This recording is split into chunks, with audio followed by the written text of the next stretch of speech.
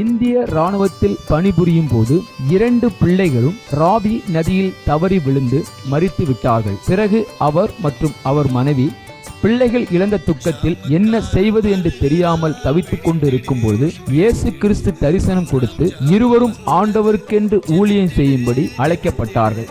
அவர்கள் செய்து வரும் சத்திய வேத ஆராய்ச்சி ஊழியம் ஆண்டவருடைய கிருபையால் வல்லமையாக நடைபெற்று வருகிறது.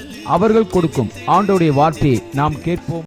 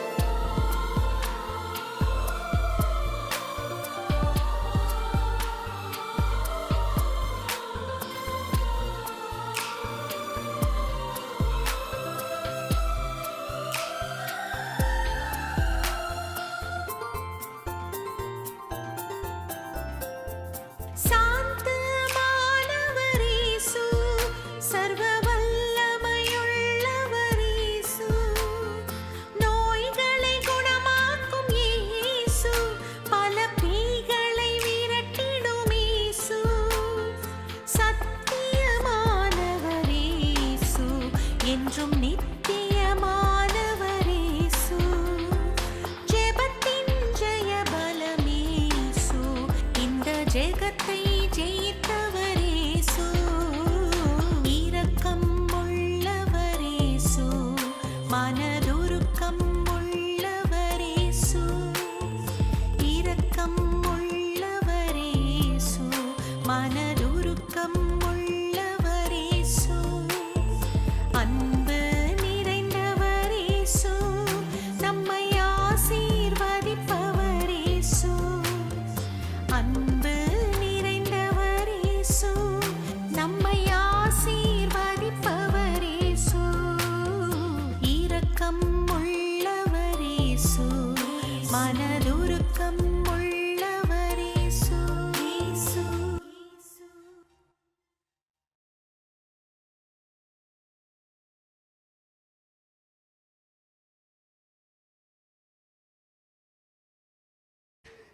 என் நெஞ்சம் தொட்டு ஆட்கொண்ட தெய்வமே. தஞ்சம் தேடி ஓடி வந்தேன் இயேசுவே, என் நெஞ்சம் தொட்டு ஆட்கொண்ட தெய்வமே.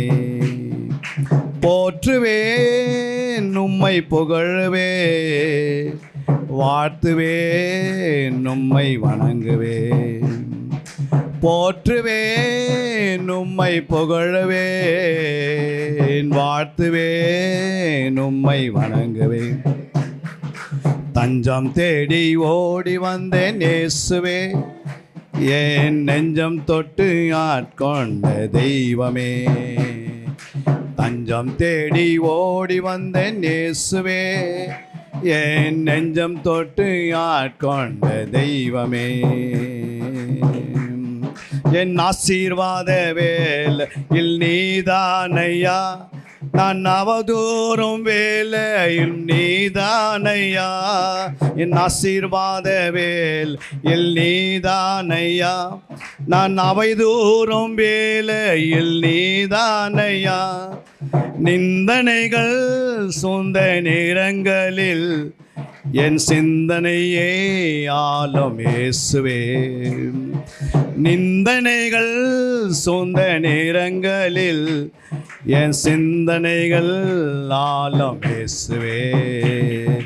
தஞ்சம் தேடி ஓடி வந்தேன் இயேசுவே, என் நெஞ்சம் தொட்டு ஆட்கொண்ட தெய்வமே.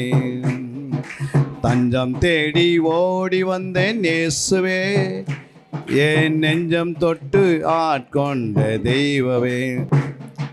வேதன் என்னை சூழ்ந்த வேலை தண்ணீலே, என் வேண்டுதல் கேட்டும் சுகம் தந்தீரையா. வேதன் என்னை சூழ்ந்த வேளில் தண்ணீலே, என் வேண்டுதல் கேட்கும் சுகம் தந்தீரையா. தாயே போல் என்னை அணைத்தே, என் தந்தை போல் என்னை ஆற்றினே. தாயே போல் என்னை அணைத்தே, என் தந்தை போல் என்னை ஆற்றினே. தஞ்சம் தேடி ஓடி வந்தேன் இயேசுவே, என் நெஞ்சம் தொட்டு ஆட்கொண்ட தெய்வமே. தஞ்சம் தேடி ஓடி வந்தேன் இயேசுவே, என் நெஞ்சம் தொட்டு ஆட்கொண்ட தெய்வமே. ஆனாதியா நான் அழுத நேரங்களிலே, அன்புடனே என்னை விசாரித்திரையா. ஆனாதியா நான் அழுத நேரங்களிலே, அன்புடனே என்னை விசாரித்திரையா. அடைக்கலத்தில் என்னை சேர்த்தீரே, உன்னை கடைசி வரை காப்பேன் என்றீரே. அடைக்கலத்தில் என்னை சேர்த்தீரே, உன்னை கடைசி வரை காப்பேன் என்றீரே. தஞ்சம் தேடி ஓடி வந்தேன் இயேசுவே, என் நெஞ்சம் தொட்டு ஆட்கொண்ட தெய்வமே.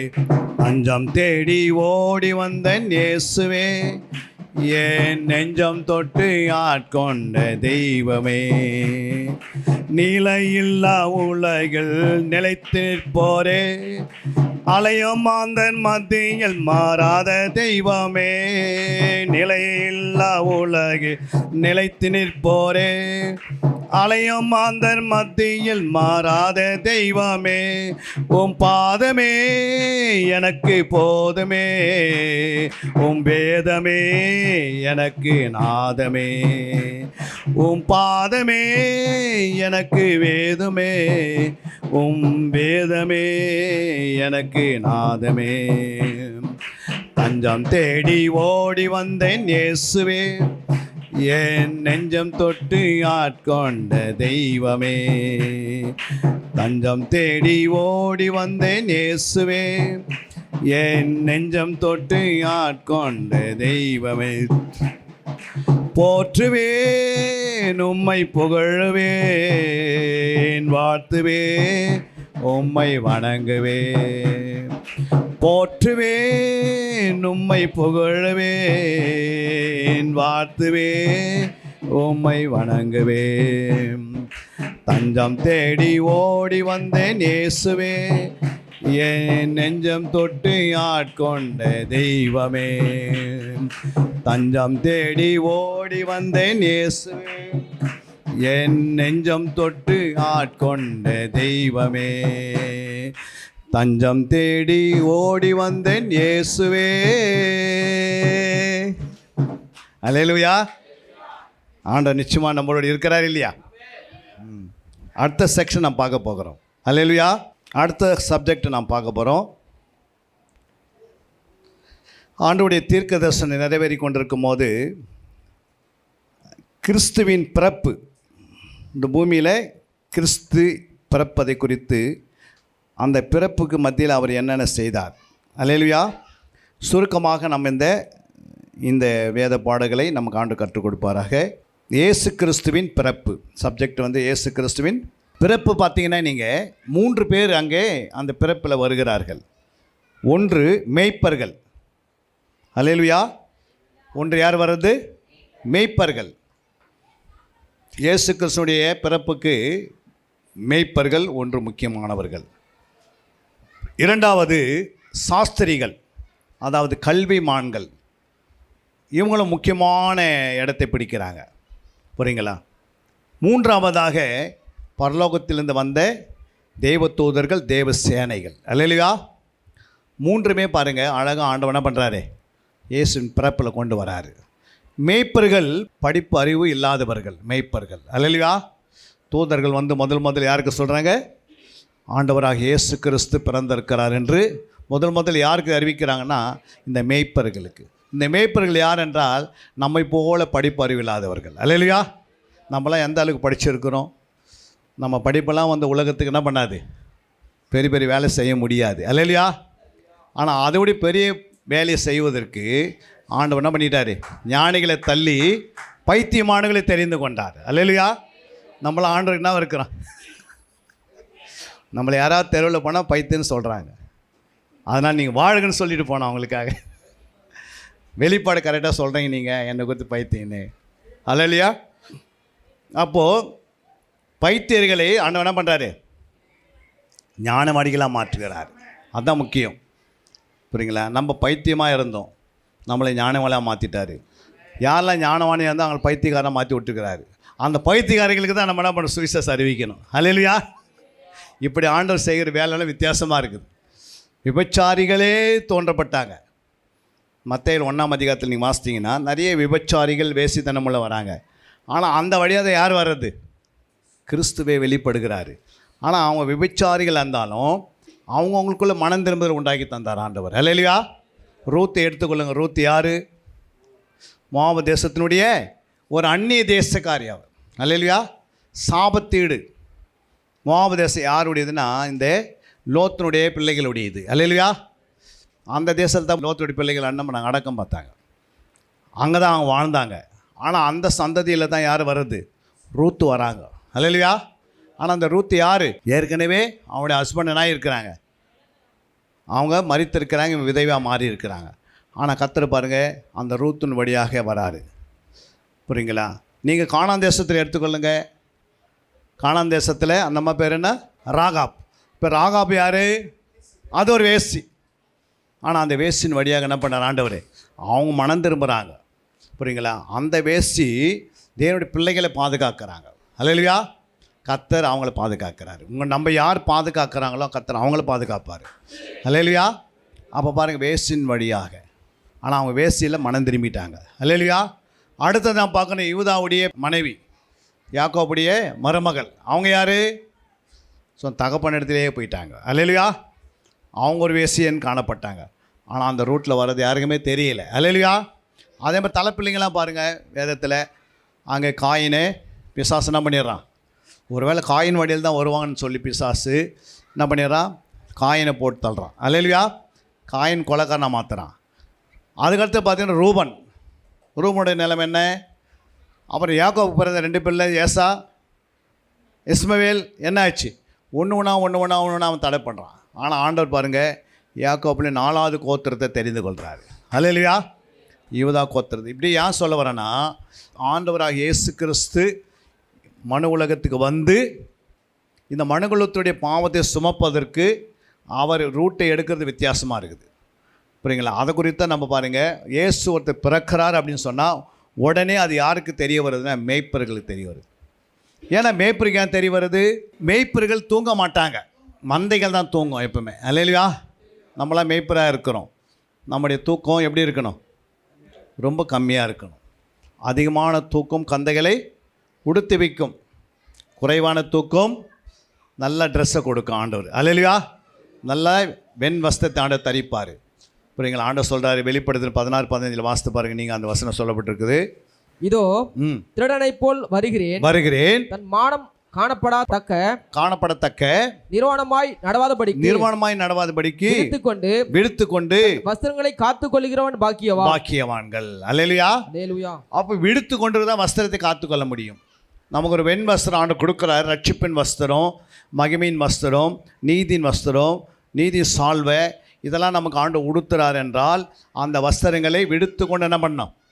நிர்வாணமாய் நடவாதபடிக்கு. நிர்வாணம்னா என்ன அப்படின்னு சொன்னது, ஆரோன் தன்னுடைய ஜனங்கள் என்ன பண்ணிட்டான்? ஒரு ஆசாரியர் இருந்தோம், அவன் ஜனங்கள் என்ன பண்ணியிருக்கிறான்? சபையாரை நிர்வாணப்படுத்தினான். அல்லேலூயா. ஐயோ மோசே வரலையே அப்படின்னு ஜனங்க போய் சொல்லும் போது அவருக்கு என்ன ஆச்சு எனக்கு தெரியாது, சீக்கிரமாக ஒரு வழிகாட்டு அப்படின்னு இவன் என்ன பண்ணுறாங்க? சபையார் ஒரு தப்பான எண்ணம் கொள்கிறாங்க, தப்பான காரியங்களை செய்கிறாங்க. அப்போது நிர்வாணப்படுத்துகிறாரு. யாரே? ஆரோன். யோசித்து பாருங்கள். அப்போ நிர்வாணத்தை மூடுவதுக்கு தான் யார் வந்தது? இயேசு வந்தார். அல்லேலூயா. நம்முடைய நிர்வாணங்களை மூடுவதற்கு.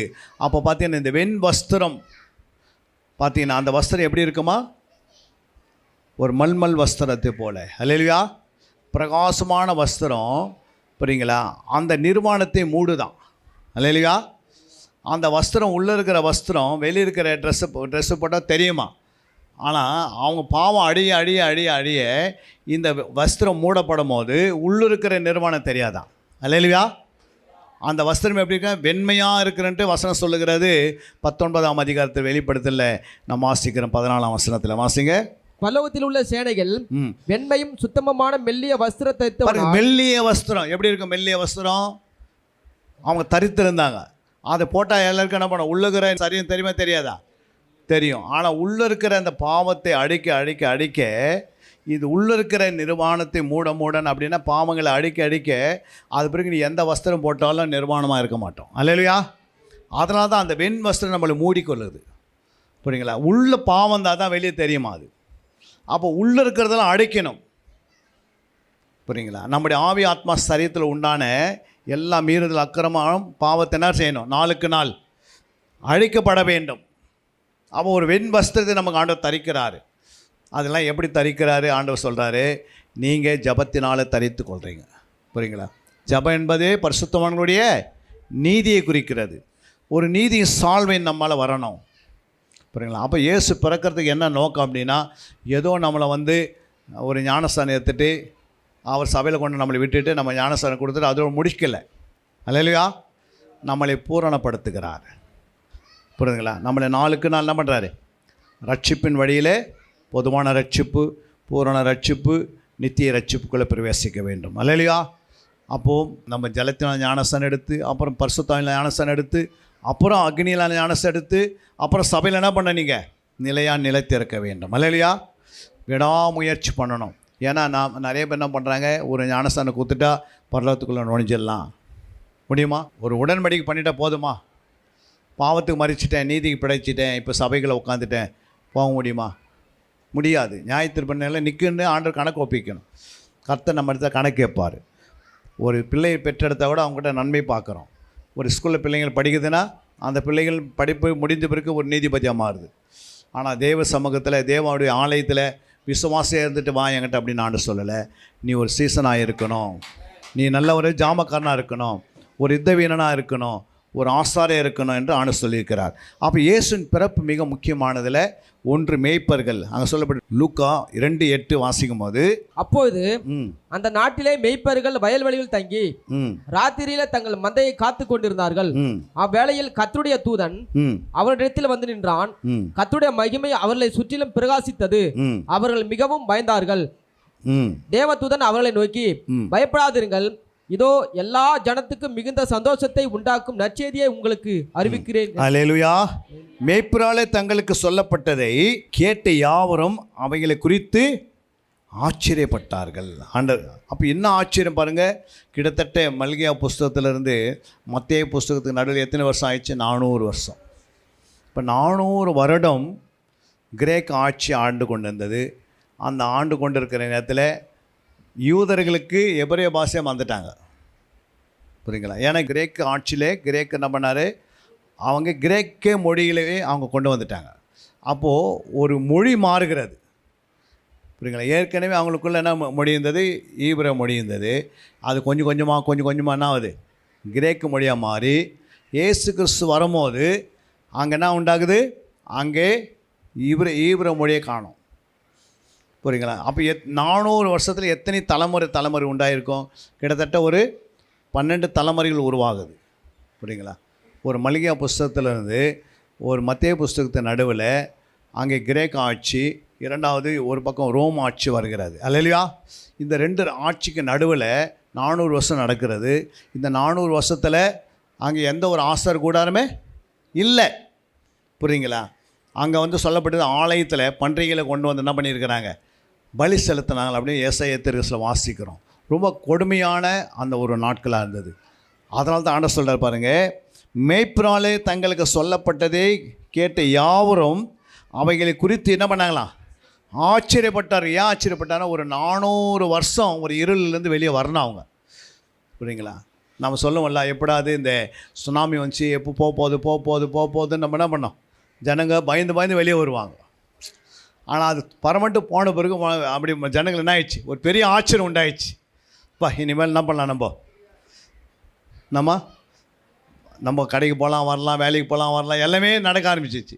ஆனால் அது கண்டினியூ ஒரு 10 வருஷம் 20 வருஷம் 30 வருஷம் தானே ஆகும். இருள் சூழ்ந்துருது இல்லை? பயந்து வாழ்வோம். அதை தான் ஆண்டவர் சொல்கிறார், ஒரு பெரிய வெளிச்சத்தை அவர்கள் கண்டார். அதுக்கு என்ன காரணம்? பெரிய வெளிச்சம்னா ஒரு வெளிச்சன்றது நம்ம நினைக்கிற மாதிரி கிடையாது. புரியுங்களா? அந்த வெளிச்சம் என்பது ஒரு பரிசுத்தம், ஒரு உண்மை, உத்தமம். இயேசு இந்த உலகத்துக்கு வராருன்னா அதுதான் பெரிய சந்தோஷம். அந்த 400 வருஷம் முடிஞ்சு அவங்க வராங்க. இயேசு வராமோது அந்த தேசத்தை பார்த்து என்ன பண்ணிக்கிறாரு? கண்ணீர் விட்டார். புரியுங்களா? ஏன் கண்ணீர் விட்டார்? ஆபிரகாமுடைய குமாரர்கள் எப்படி இருக்கிறாங்களாம்? ஆபிரகாமுடைய குமாரர் எப்படி இருந்தாங்க? ஆபிரகாமுடைய குமாரத்திகள் எப்படி இருந்தாங்கம்மா? சொல்லுங்கள்.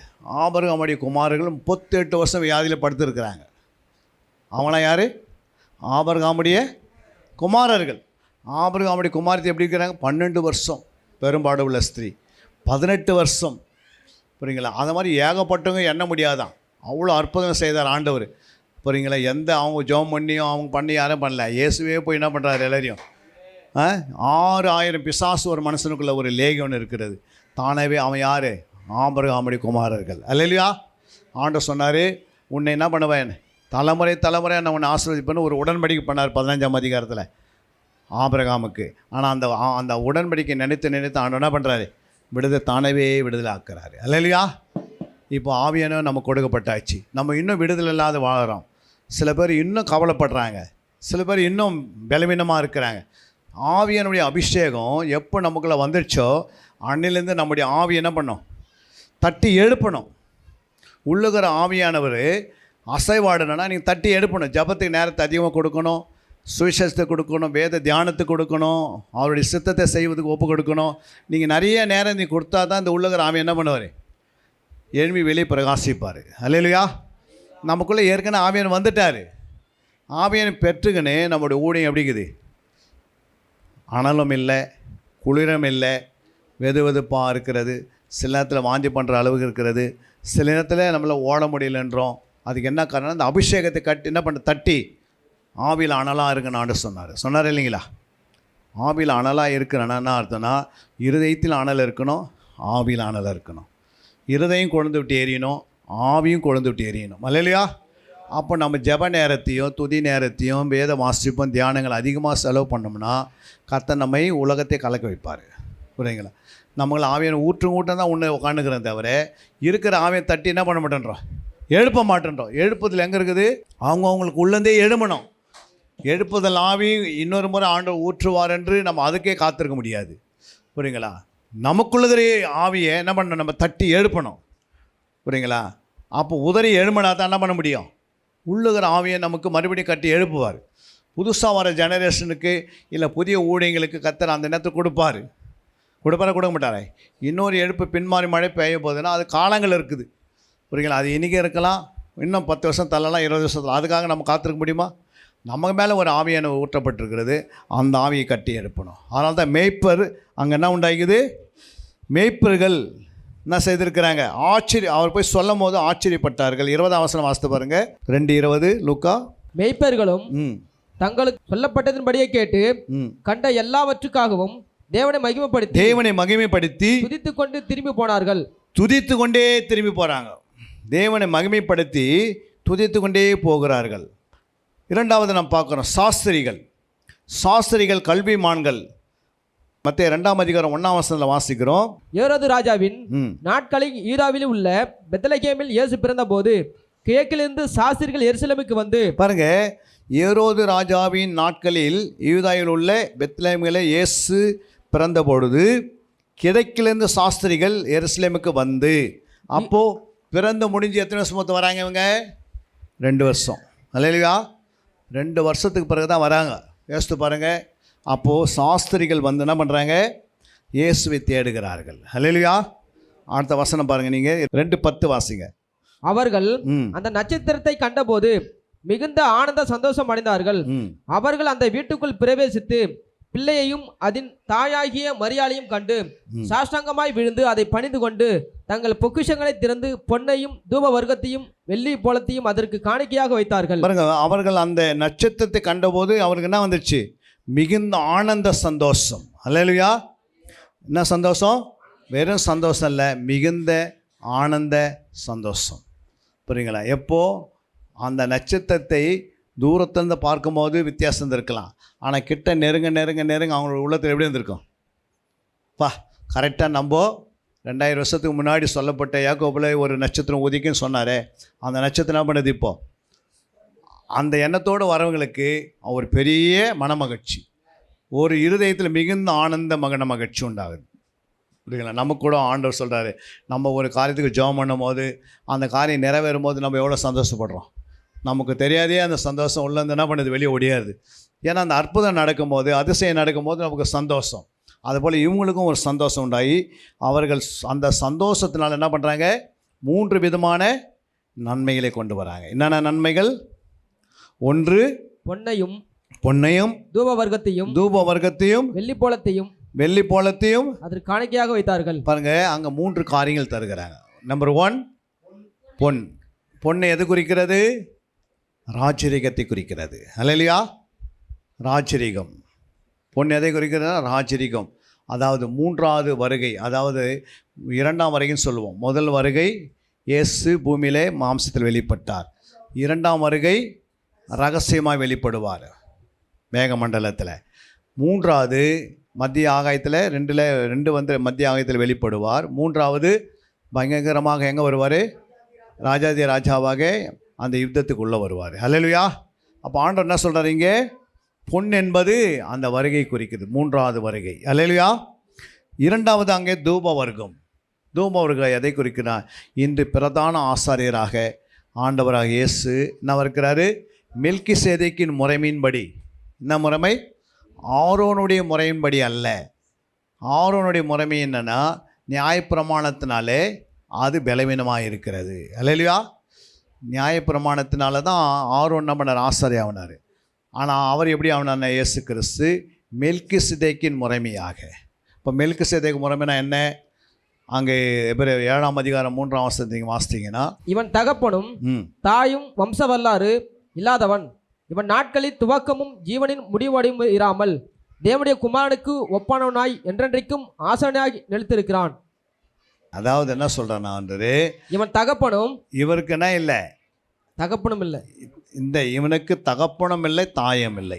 அல்லேலூயா. அப்போது தகப்பன் தாய் இல்லைன்னா அவங்க என்ன பண்ணல? தாயின் வயிற்றிலே பிறக்கலை. இவரை குறித்து பேசும்போது இவன் தகப்பனும் தாயும் இல்லாதவன், இவன் நாட்களில் துவக்கம் அப்படின்னா பிறந்த நாளும் கிடையாது, மரித்த நாளும் கிடையாது. புரியுங்களா? அப்படி யாரா இருக்கும் இவரு? அப்புறம் என்ன வாசிங்க? ஜீவனின் முடிவு உடையமாய் இராமல் தேவனுடைய குமாரனுக்கு ஒப்பனவனாய் என்றென்றைக்கும் ஆசாரியராக நிலைத்திருக்கிறார். ஆசாரியராக நிலைத்திருக்கிறார். அல்லேலூயா. இவர் என்ன இருக்கிறார்? என்றென்றைக்கும் ஒரு ஆசாரியர், ஒரு பிரதான ஆசாரியராக ஆண்டவர் சொல்றாரு, என்றென்றைக்கும். புரியுங்களா? இவருக்கு ஜீவனும் முடிவில்லை, மரணம் முடிவில்லை. அல்லேலூயா. அப்போ யாரா இருக்கும் இவர்? மெல்கிசேதேக்கு பரிசுத்த ஆவியானவர். அப்போ பரிசுத்த ஆவியின் முறையின்படி தான் என்ன பண்ணுறாரு? இயேசு கிறிஸ்து பிரதான ஆசாரியாக மாறுகிறார். அல்லேலூயா. அப்போ பிரதான ஆசாரியர் இருந்து இன்னைக்கு என்ன பண்ணுறார்? நமக்கு அவர் பரிந்து பேசுகிறார். என்ன பரிந்து பேசுகிறார்? எபிரேயர் 7:25 மேலும் தமது மூலமாய் தேவனிடத்தில் சேர்வர்களுக்காக வேண்டுதல் செய்யும்படிக்கு அவர் எப்போதும் உயிரோடு இருக்கிறவர்களாகியில் அவளை முற்றுமுடிய ரட்சிக்க வல்லவராய் இருக்கிறார். பாருங்க, எதுக்கு இருக்கிறார்? பிதாவின் வலது பக்கத்தில் நம்மளை முற்றுமுடியும் ரட்சிக்கும்படியாக, நமக்குள்ள நம்மை முற்றுமுடியும் ரட்சிப்பின் வழியாக நடத்தணும். புரியுங்களா? முற்றுமுடினா என்ன? எந்த குற்றம் இல்லாமல், மாசு இல்லாமல், எந்த ஒரு குறைகள் இல்லாமல், எந்த ஒரு பாவம் இல்லாமல் பரிசுத்தமான ஒரு வாழ்க்கை.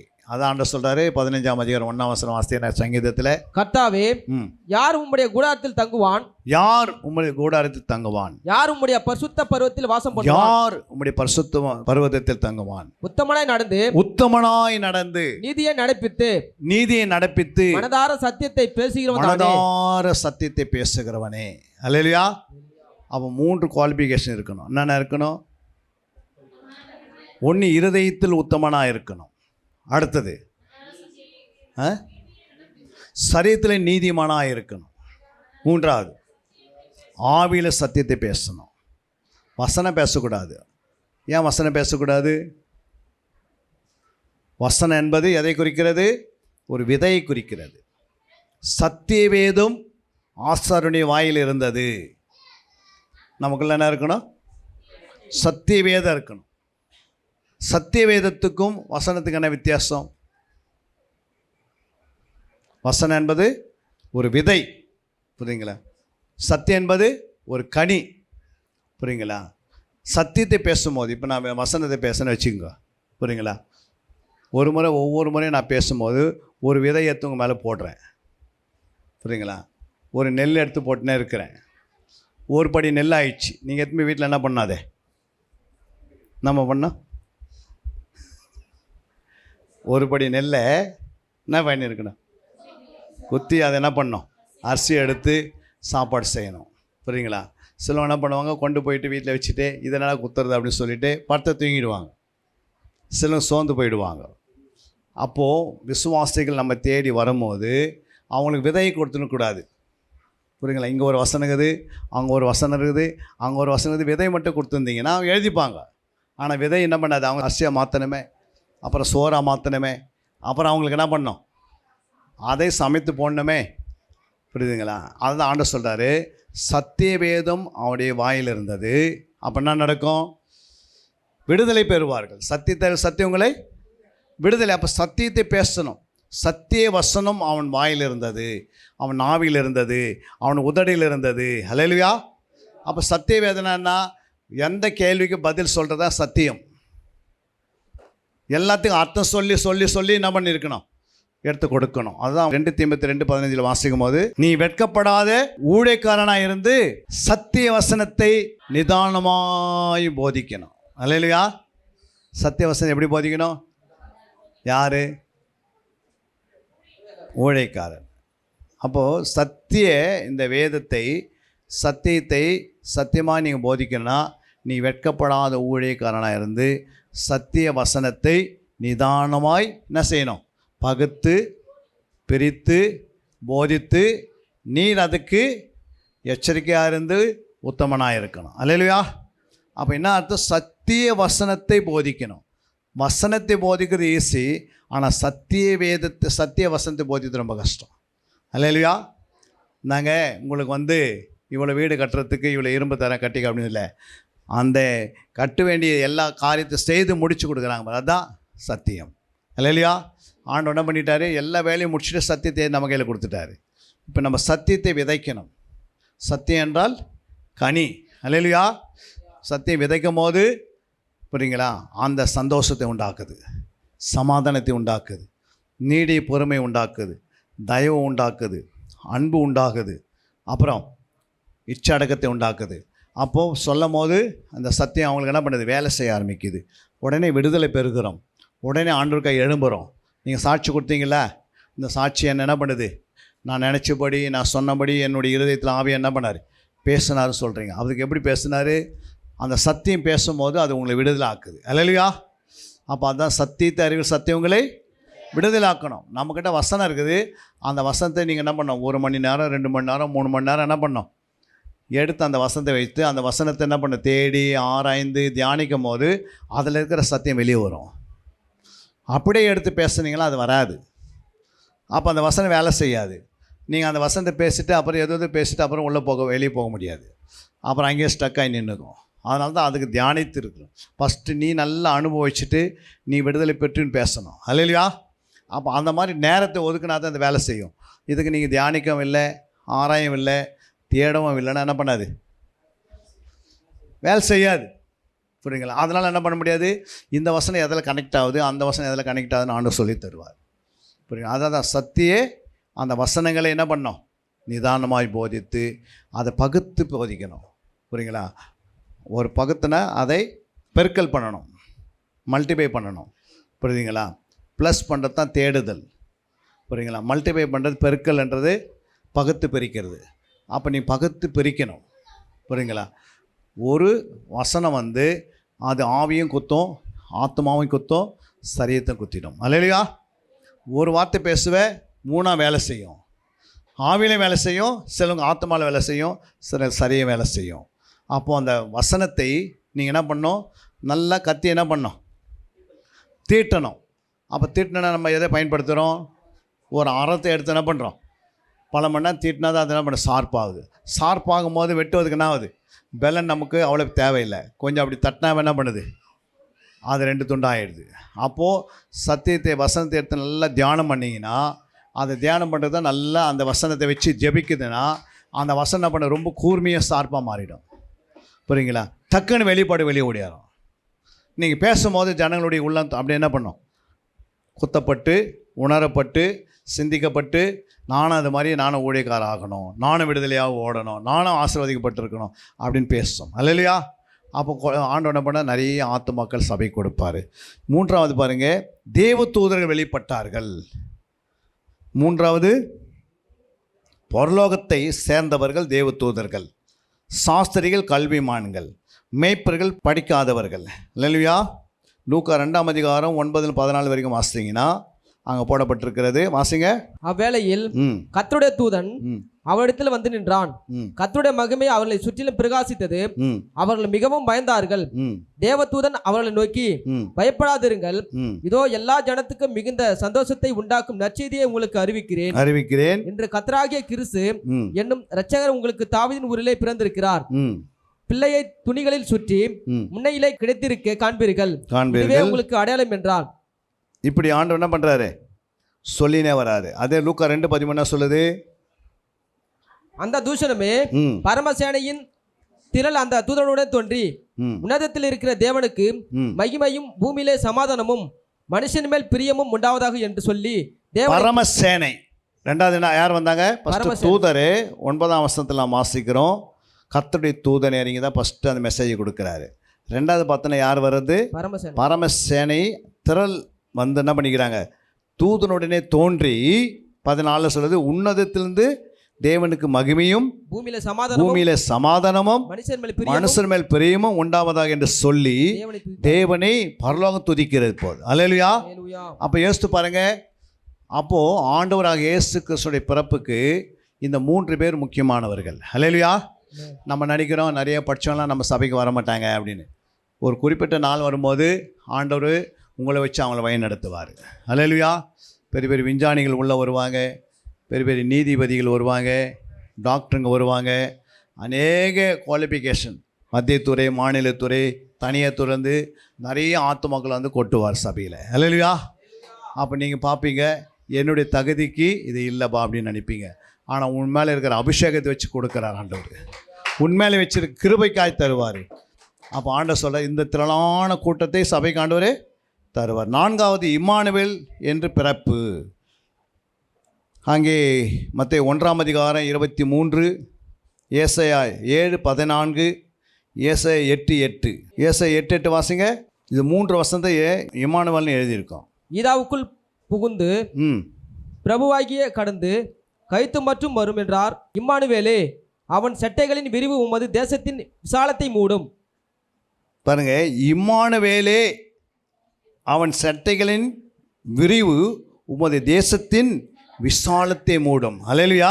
இப்போ இம்மானுவேலே அப்படின்றான்னா சட்டைகள் என்பது எதை குறிக்குதுன்னா புதிய ஏற்பாடு, பழைய ஏற்பாடு. அல்லேலூயா. ஆண்டுடைய இயேசு கிறிஸ்துடைய அவர் சட்டை, அவருக்கு 2 சட்டை இருக்குதுன்னா அது எதை குறிக்கிறதுனா, ஒன்று பழைய ஏற்பாடு, புதிய ஏற்பாடு. அது என்ன செய்யும்? இந்த பூமியின் தேசத்தின் விசாலத்தை என்ன பண்ணிடும்? மூடும். உலகம் எங்கும் இந்த சுவிசேஷம் போகணும்னா இயேசு வராமல் போக முடியாது. அல்லேலூயா. அதனால் இயேசு பிறந்த நாள் தான் அவர் சொன்னால் உலகம் எங்கே என்ன பண்ணுங்க, நீங்கள் போய் இந்த சுவிசேஷத்தை பிரசங்கம் பண்ணுங்க. அப்போ தான் உலகத்தின் முடிவு வரும்.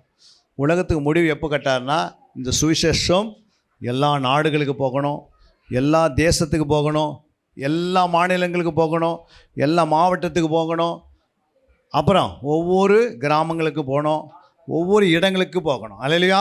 அப்போ இதெல்லாம் சட்டைகளாக ஆண்டு சொல்கிறாரு.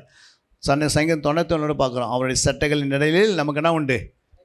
அடைக்கலம் உண்டு. அப்படின்னா சட்டை பிறகு நம்ம என்ன பண்ணுறோம்? உடனே அந்த தூதருடைய சட்டை நினைக்கிறோம், சிலவங்க பறவைகளுடைய சட்டை. அப்படி கிடையாது. சட்டைகள்ன்றது ஆண்டவராக இயேசு கிறிஸ்துனுடைய இந்த புதிய ஏற்பாடு, பழைய ஏற்பாடு. இது கீழே தான் எல்லா மக்கள். இது சொல்லாமல் எதுவுமே கிடைக்க போகிறது. ஒருத்தருக்கு சந்தோஷம் எப்படி வரும்? வசனத்தை சொல்லும் போது தான் சந்தோஷம். ஏன்னா அந்த வசனம் கிறிஸ்து பேசின வசனம், அது ஆவியானவர் பேசின வசனம், அதில் ஜீவன் இருக்கிறது, அதில் உயிர் இருக்குது. அதனால தான் இந்த வசனம் இது வரைக்கும் என்ன பண்ண முடியல. எத்தனோ பேர் பைபிளை அழிச்சணும் அப்படின்னு பிளான் போட்டாங்க, ஆனால் என்ன பண்ண முடியல. அவங்க தான் அழிஞ்சாங்க தவிர இந்த வேதம் ஒரு நாள் அடையலை. அதுக்கு என்ன காரணம்? இது ஜீவன் உள்ள வார்த்தை. ஏன் அப்படின்னா இதை எழுதினவர் உயிரோடு இருக்கிறார். உயிரோடு இருக்குன்னா வசனம் உயிரோடு இருக்கிறது. அல்லேலூயா. அதனால் இதுக்கு என்ன இருக்குது? மதிப்பு இருக்குது, இது கனம் இருக்கிறது. இந்த வசனத்தை நீங்கள் தைரியமாக உட்கொள்ளலாம்.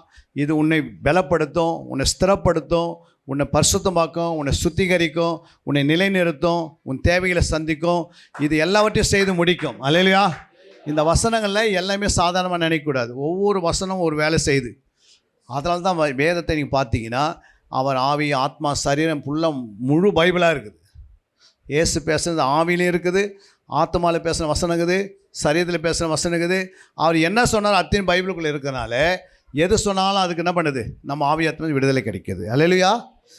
5வது நம்ம பார்க்குறோம் கிறிஸ்து என்ற வார்த்தை. மத்தேயு 2:4, யோவான் 1:41 வாசிங்க. அவர் பிரதான ஆசிரியர் ஜனத்தின் வேதபாரகர் எல்லாரையும் கூடி வர செய்து கிறிஸ்துவானவர் எங்கே பிறப்பார் என்று அவரிடத்தில் விசாரித்தான். அதற்கு அவர்கள், யூதாவில் உள்ள பெத்லகேமிலே பிறப்பார். அது என்னென்றால், யூதயா தேசத்தில் உள்ள பெத்லகேமே, யூதாவின் பிரபுகளில் நீ சிறியதல்ல, என் ஜனமாகிய இஸ்ரவேலை ஆளும் பிரபு உன்னிடத்திலிருந்து புறப்படுவார் என்று தீர்க்கதரிசினால் எழுதப்பட்டிருக்கிறது என்றார்கள். அல்லேலூயா. அவன் முதலாவது தன் சகோதரனாகிய சீமோனை கண்டு மேசியாவை கண்டோம் என்று சொன்னான். மேசியா என்பதற்கு கிறிஸ்து என்று அர்த்தமா. அப்போது இம்மானுவேலுக்கு அடுத்தது கிறிஸ்துவ வெளிப்படுகிறாரு.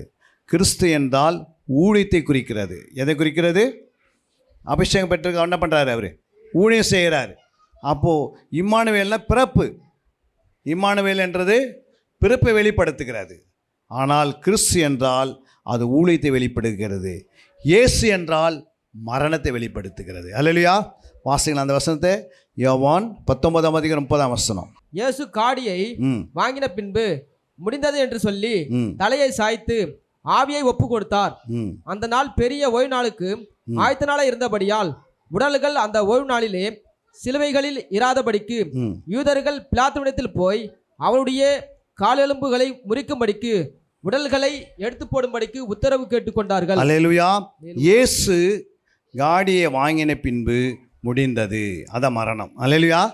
அப்போ இயேசு என்ன பண்ணுறாரு? காடியை வாங்குறாரு. அப்போ இயேசுன்ற வார்த்தை சிலுவையில் சொல்லப்படுகும் போது முடிந்தது, அங்கே தான் ரட்சிப்பு உண்டாகுது. அல்லேலூயா. அப்போ இயேசு என்றால் மரணம். லூக்கா 2:11 வாசிக்கிறோம், இயேசு என்றால் இரட்சகர். மத்தேயு 1:21 வாசிக்கிறோம், இயேசு என்றால் ரட்சிப்பார். இரட்சகர் ரட்சிப்பார். எபிரேயர் 9:21 சொல்கிறது, ரத்தம் சிந்துதலாமல் மன்னிப்பு உண்டாகாது. எபிரேயர் 9:22. அல்லேலூயா. மூன்றாவது வெள்ளைப்போல் என்றால் இரட்சகர். மத்தேயு 2:11 அவர் அந்த இடத்துல என்ன பண்ணுறாரு? இரட்சகராக வெளிப்படுகிறார். வெள்ளைப்போல் என்ன அர்த்தம்? இரட்சகர் அப்படின்னா என்ன? பாவியாக இருக்கிற மனுஷர்களை ரட்சிப்பதற்காக இயேசு பிறந்தார். அல்லேலூயா. அதுக்கு வெள்ளைப்போல்ன்றது அது எப்படி உருவாகுது அப்படின்னா, வெள்ளைப்போல் என்பது சாரோனின் ரோஜா, லீலி புஷ்பம், மருந்தோங்கபி பூங்கொத்து, இந்த 3 பூக்களிலிருந்து கசக்கப்பட்டு தான் என்ன பண்ணுது? ரட்சிப்பு உண்டாகுது. இப்போ இயேசு சிலுவையில் போய் கசக்கப்படுகிறார். நாம் இந்த ஊழியத்தில் கசக்கப்படாமல் ஊழியெல்லாம் வராது. அல்லேலூயா. சுகபோகமாக வாழ்கிறவர்கள் உயிரோடு செத்தவர்கள். அப்போ ஊழியம் என்பது ஏதோ டக்குன்னு அப்படி சுவிட்ச் போட்டால் லைட் எறிகிற மாதிரி ஊழியம் வராது. அல்லேலூயா. ஏன்னா அந்த அளவுக்கு பாவம் உலகத்தை பெருத்து கிடக்குது. அந்த உலகத்தில் இருக்கிற பாவங்களுக்கு உள்ளே போய் நம்ம என்ன செய்கிறோம்? கிறிஸ்து வெளிப்படுத்தி கிறிஸ்து தான் மெய்யான தேவன் சேலஞ்சு பண்ணும்போது தான் ஜனங்களுக்கு என்ன வருது? உணர்வு வருது. நேற்று கூட நாங்கள் புறஜாதிகள் மத்தியில் நிறைய டீச்சருங்களுக்கு சொல்லும் போது அவங்க நிறைய பேர் ஏற்றுக்கினாங்க. டீச்சர்களே ஏற்றுக்கினாங்க. புரியுங்களா? அவங்களுக்கு நிறைய காரியங்களை இயேசு எப்படி வந்தார், புரியுங்களா? எந்த ராஜரீகத்தில் அவர் தோன்றினார்? ரோம ராஜ்யத்தை தான் அவர் வந்தார். முதல் ராஜ்யம் எது? பாபிலோன் ராஜ்யம். 2வது மேதியா பெர்சியா, 3வது கிரேக்கு, 4வது ரோம், 5வது ராஜ்யம் மக்கள் ராஜ்யம். அல்லேலூயா. 6வது தேவனுடைய ராஜ்யம் 1000 வருஷம் ஆச்சு. இப்படி ஒன்றுக்கு பின்னாடி ஒன்று வரும். அதனால் எல்லா ராஜ்யங்களும் வந்து போயிடுச்சு. கடைசியில் மக்கள் ராஜ்யம் கொஞ்ச நாள் அப்படி இருந்து அப்படி போயின்னு இருக்கும். திடீர்னு ஆண்டோட வருகை வரும். அது பிறகு சீக்கிரமாக 1000 வருஷம் ஆச்சு தொடங்கிட்டோம். அது பிறகு நம்மளை வீட்டெல்லாம் விட்டுட்டு, 2 வீலர்லாம் விட்டுட்டு நம்ம எங்கே போகிறோம்?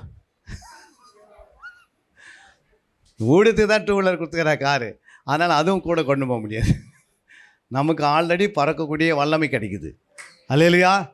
நடந்து போனோம், உட்காந்தோம், வண்டியில் போனோம், எல்லாத்தையும் போனோம். ஒரு நாள் அப்படி என்ன பண்ணுவோம்?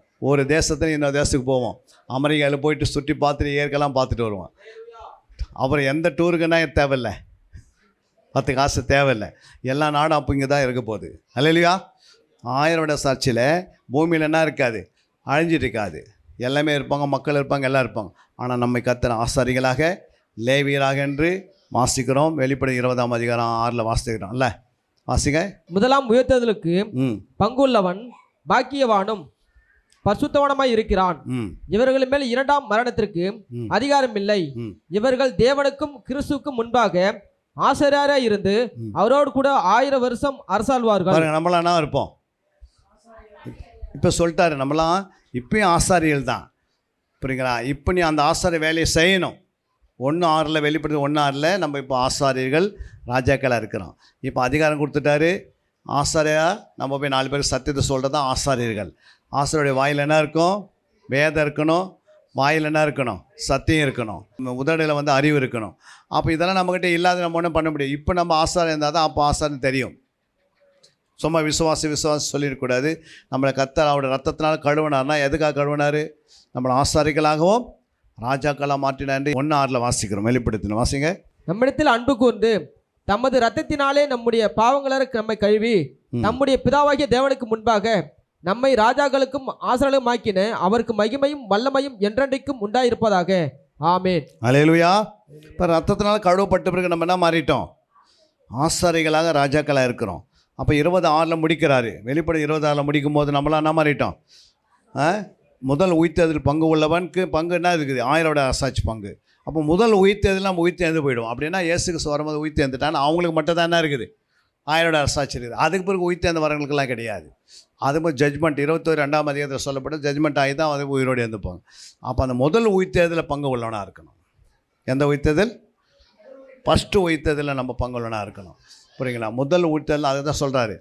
அப்போ மரணம் அடைந்த மற்றவர்கள் உயிரடையவில்லை. ஆனால் முதல் உயிர்த்தேர்தலுக்கு நம்ம முதலே உயிர்த்தேர்ந்துடுறோம். ஆனால் நம்மளுக்கு தான் ஆண்டவன் என்ன பண்ணுறாரு? அந்த பரலோகத்தில் இந்த பூமியில் 1000 வருட சாட்சி. அடுத்து நாம் பார்க்குறோம் தூப வர்க்கம். தூப வர்க்கம் எதை குறிக்கிறது? பிரதான ஆசாரியை குறிக்கிறது. ஏற்கனவே மத்தேயு 2:11 இதை வாசித்தோம். அதுக்கு பிறகு 7:24-25 அவர் பிரதான ஆசாரியர் இருக்கிறாரு. அதை நம்ம வாசித்தோம். எபிரேயர் 3ஆம் அதிகாரம் 1ஆம் வசனத்தை நீங்கள் வாசித்தீங்கன்னா, பரம அழைப்புக்கு பங்கு உள்ளவளாகிய பரிசுத்த சகோதரரே, நாம் அறிக்கை பண்ணுகிற அப்போஸ்தலரும் பிரதான ஆசிரியமாய் இருக்கிற கிறிஸ்து இயேசுவை கவனித்து பாருங்கள். மோசே தேவனுடைய வீட்டில் எங்கும் உண்மை உள்ளவனாய் இருந்தது போல இவரும் நம்மை ஏற்படுத்தினவருக்கு உண்மை உள்ளவராய் இருக்கிறார். போதும். அப்போ ஆண்டவர் சொல்றாரு, நம்ம எங்கேயுமே எப்படி இருக்கணும்? உண்மையுள்ளவர்களாக இருக்கணும். புரியுங்களா? நம்ம உண்மை இங்கே ஒரு வார்த்தை சொல்கிறது, அங்கே ஒரு வார்த்தை சொல்கிறது, அதெல்லாம் ஆண்டவர் கவனிப்பார். புரியுங்களா? நீங்கள் எங்கே போனாலும் உண்மையாக சத்தியத்தை சத்தியமாக பேசுங்க. யாருக்கும் பயப்பட வேண்டிய அவசியம் கிடையாது. புரியுங்களா? எங்கே போனாலும் உண்மையை பேசுங்க. எந்த இடத்துல இருந்தாலும் உண்மைக்காக இடம் கொடுங்க. அப்போ ஆண்டவர் சொல்கிறாரு, உண்மையே பேசணும். அப்போ மோசே அவருடைய வீட்டில் உண்மையானது போல் என் பிள்ளைகளும் என் வீட்டில் எப்படி இருக்கிறாங்க? உண்மையாக இருக்கிறாங்க. அப்போ உண்மையாக இருப்பதுக்கு சும்மா உண்மையாக வேதத்தை தியானிக்கணும். புரியுங்க? சுபாவம் அப்போ தான் மாறும். சுபாவம் டக்குன்னு பண்ண சுபாவம் நமக்குள்ள டக்குன்னு உண்மை, நம்ம பொய் பேசினே இருக்கும்போது டக்குன்னு உண்மை வந்துடும். அப்படிலாம் கிடையாது. புரியுங்க? அந்த பொய்க்குரிய காரியங்கள் ரத்தத்தில் அணுக்கெல்லாம் ஓடி இருந்தால் அதை அடிக்கக்கூடிய வல்லமை வசனத்துக்கு இருக்குது. அதனால தான் பிசாசின் கிரைகளை அடிக்கும்படிக்கு இயேசு என்ன பண்ணிட்டார்? மனுஷகுமாரன் வெளிப்பட்டார். அப்போ பிசாசின் கிரியே மனுஷனுக்குள்ளே இருக்குது. அப்புறம் பிசாசி ஆண்டவர் அழிச்சார். அந்த வசனம் எங்கே இருக்குது? பிசாசையும் கர்த்தர் அடிக்கிறாரு, பிசாசின் கிரிகள் அடிக்கிறார். 2 வல்லமை அவர்கிட்ட இருக்குது. புரியுங்களா? பிசாசை அடிக்கணும், பிசாசின் கிரிகளை அடிக்கிறாரு. அப்போ பாருங்கள் எங்கே இருக்குது? பிசாசை அழிச்சார். எங்கே இருக்குது வசனம்? எங்கே இருக்குது? இரவு பக்கம்லாம் நீங்கள் தேடணும். நல்லா நீங்கள் அதாவது இந்த சத்தியத்தை திருப்பி திருப்பி திருப்பி பார்க்கணும். சும்மா எடுத்த பிறகு நமக்கு உடனே அந்த காரியம் வராது. ஏன்னா நமக்கு ஏற்கனவே நம்முடைய சரீரம் வேறு வைரஸில் பாவமாயிடுச்சு.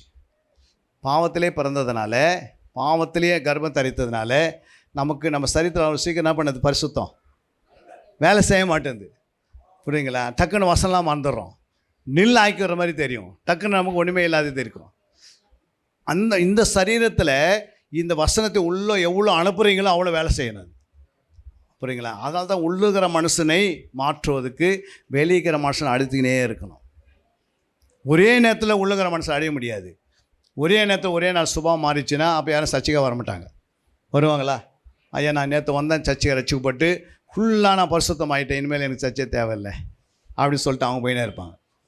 அப்போ அனுபவத்தில் தான் இதெல்லாம் கேட்க கேட்க, ஆராய தியானிக்க தியானிக்க நீங்கள் அதை குறித்து சிந்திக்கும் போது சில நேரத்தில் அதில் இருக்கிற வெளிச்சத்தை வெளியே கொண்டு வந்துடுவார். ஆராய்ந்து பார்க்கணும். கேட்டு கேட்டு மறுபடியும் கேட்கணும். அப்போ கேட்க உங்களுடைய இருதயம் என்ன பண்ணும்? படுத்து தூங்கி இருக்கும் போது கூட என்ன பண்ணிக்கணும்? நீங்கள் வசனத்தில் தான் நிரம்பணும். அல்லேலூயா. வசனத்தையே கேட்டிங்கன்னா தான் அந்த வசனம் அக்னியாக இருக்கிறது. என் வசனங்கள் அக்னியாகவும் சமட்டியாக இருக்கிறது. கடைசியாக நாம் பார்க்குறோம். எத்தனாவது? 9வது பொன் ராஜாதி ராஜா. மற்ற 2ஆம் அதிகாரம் 1-2 வாசிங்க. வெளிப்படுத்தல் 17-14 வாசிங்க. வெளிப்படுத்தல் 19-16 வாசிங்க. ஏரோது ராஜாவின் நாட்களில் ஈதாவில் உள்ள பெத்லகேமிலே இயேசு பிறந்த போது கிழக்கிலிருந்து சாஸ்திரிகள் எருசலேமுக்கு வந்து யூதருக்கு ராஜாவாக பிறந்திருக்கிறவர் எங்கே? கிழக்கிலே அவருடைய நட்சத்திரத்தை கண்டு அவரை பணிந்து கொள்ள வந்தோம் என்றார்கள். பாருங்க, கட்டமாக என்ன பண்றாங்க? இவங்களுக்கு எப்படி இந்த வெளிப்பாடு தெரியும்? நட்சத்திரத்தை பார்க்கத்தான் தான் வந்தாங்க. ஆனால் யூதருக்கு ராஜான்றாங்க. அப்போ அவ்வளோ பெரிய வெளிப்பாடோடு வராங்க. பரலோகம் தான் அந்த வெளிப்பாடு அவங்களுக்கு கொடுக்குது. புரியுங்களா? அந்த சமாரிய ஸ்திரீ அவங்க என்ன பண்ணுறாங்க? அவங்களுக்கு தேவை என்னது? தாக தண்ணீர் தீர்க்கணும். அந்த தண்ணீர் ஆண்டை கொடுக்கும்போது அவருக்கு எத்தனை புருஷன்னு ஆண்டை சொல்லும் போது உடனே அந்த அம்மா அடுத்து என்ன சொல்கிறாங்கன்னா, இவர் மேசியா. புரியுங்களா? அவங்க தீர்க்கதரிசியாக பேசுகிறாங்க. இப்போ என்ன அர்த்தம்னா, உடனே அவங்கள வச்சு ஆண்டோன்னு பண்ணுற அந்த வெளிப்பாடை கொண்டு வந்துடுறாரு. அதனால தான் பேதர் பேசும்போது நான் யாருன்னு கேட்டால் என்ன பண்ணுறாரு? பற்று வெளிப்பாடை பேசுகிறார். பிதா தனக்கு வெளிப்படுத்துவார். அதுமாதிரி டக்குன்னு ஆண்டவர் நமக்கு வெளிப்படுத்துவார்.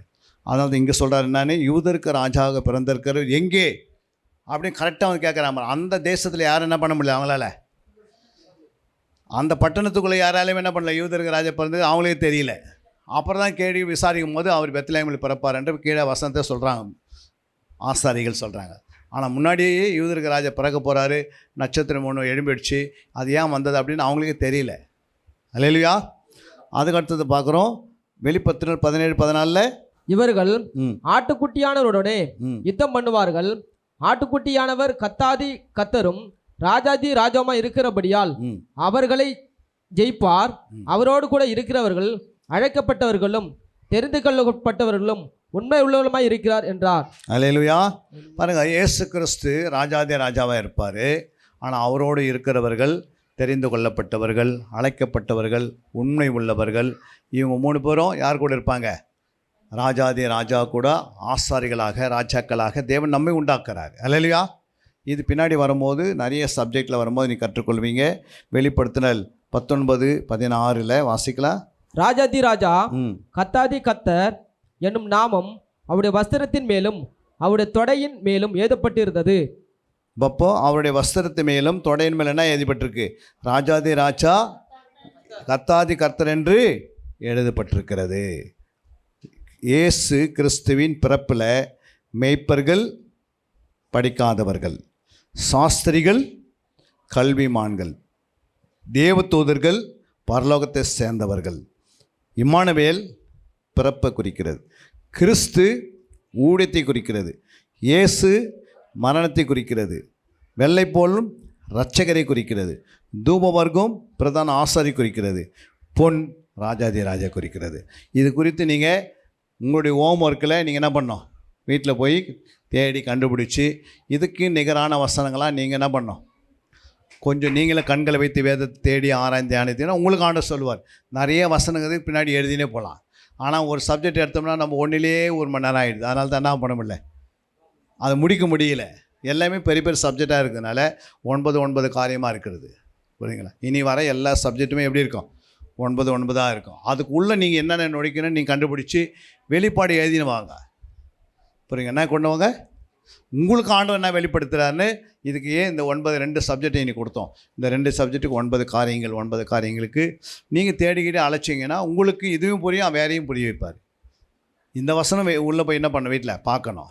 இதுக்கு நிகரான வசனம் வேறு என்ன வசனம் இதுக்குள்ளே கொண்டு வர முடியும் அப்படின்னு ஆவியானவர் பேசுவார். அப்போ உங்களுடைய ஆவிக்குரியத்தையும் வளரும். புரியுங்களா? நான் 9 சப்ஜெக்டை சொல்லிட்டேன், நீங்கள் இது வரைக்கும் வச்சுக்கிங்க, இதிலே காலத்தை ஓட்டக்கூடாது. அல்லேலூயா. உங்களுக்கும் பேரை புதிய காரியத்தை கத்தனை பண்ணுவார், வெளிப்படுத்துவார். யாரெல்லாம் தேடுகிறீங்களோ, தியானிக்கிறீங்களோ, ஆராயிறீங்களோ அவங்களுக்கு வெளிப்பாடே கத்தனை பண்ணுவார், கொடுத்துனே வருவார். இது கடல் மாறியது. புரியுங்களா? நமக்கு ஒரு ரூட்டு கிடைக்குது, அந்த ரூட்டு மேலே என்ன பண்ண நீங்கள் இன்னொரு ரூட்டு என்ன பண்ணணும்? 4 அடி போட்டு அதிலே ஓடினக்கூடாது, 40 அடியும் போட ஆரம்பிச்சிடணும். அல்லேலூயா. எத்தனை பேருக்கு விளங்குது? கரங்களை தட்டி தேவன் நாமத்தை மேம்படுத்தலாம். அன்பிற்குரியவர்களே, சத்திய வேத ஆராய்ச்சி வித்தியாசாலை தரிசன ஊழியம் 1. வடமாநிலத்தில் 300 திருச்சபைகளை உருவாக்குதல். 2. மாதம் ஒருமுறை எழுப்புதல் உருவாக்கும் எழுப்புதல் கூட்டம். 3. ஊழியர்கள், சபை தலைவர்கள், சுவிசேஷர்களுக்கென கருத்தரங்கு, அதாவது சத்திய வேத ஆராய்ச்சி நேரம். 4. டிவி ஊழியம். 5. பத்திரிகை ஊழியம். 6. CD DVD ஊழியம். 7. பவர் கேம்ப் அக்னி அபிஷேக முகாம். 8. உபதேச ஆராய்ச்சி கருத்தரங்கு ஊழியம். 9. நலிந்த குழந்தைகள் இல்லம். 10. 24 மணி நேர ஜெப மையம். 11. சத்திய தேவ ஆராய்ச்சி கல்லூரி. 12. சிறுவர்கள் உருவாக்கும் ஊழியம். 13. மருத்துவ முகாம். 14. ஜெயில் ஊழியம். 15. கைப்பிரதி ஊழியம். 16. கிராம ஊழியம். 17. மிஷனரியை உருவாக்கும் ஊழியம். 18. நன்றி துதி ஆராதனை கூட்டங்கள். 19. சமூக நலப்பணிகள் ஊழியம். 20. இன்டர்நெட் மூலமாக ஆன்லைன் படிப்புகள். இது விரைவில் வரவிருக்கின்றது. 21. தேவனுடைய வருகைக்கு ஆயத்தப்படுத்துதல். இதனுடைய நோக்கங்கள்: 1 கோடி சீடர்கள் உருவாகுதல், 1 கோடி ஜாமக்காரர்கள் உருவாகுதல், 1 கோடி யுத்த வீரர்கள் உருவாகுதல், 1 கோடி ஊழியர்கள் உருவாகுதல். தரிசனத்தை அவன் கண்டபோது அவர்களுக்கு சுவிசேஷத்தை அறிவிக்கும்படி கர்த்தர் எங்களை அழைத்தார். புறப்பட்டு போக பிரயத்தனம் பண்ணி. அப்போஸ்தலர் நடபடிகள் 16:10.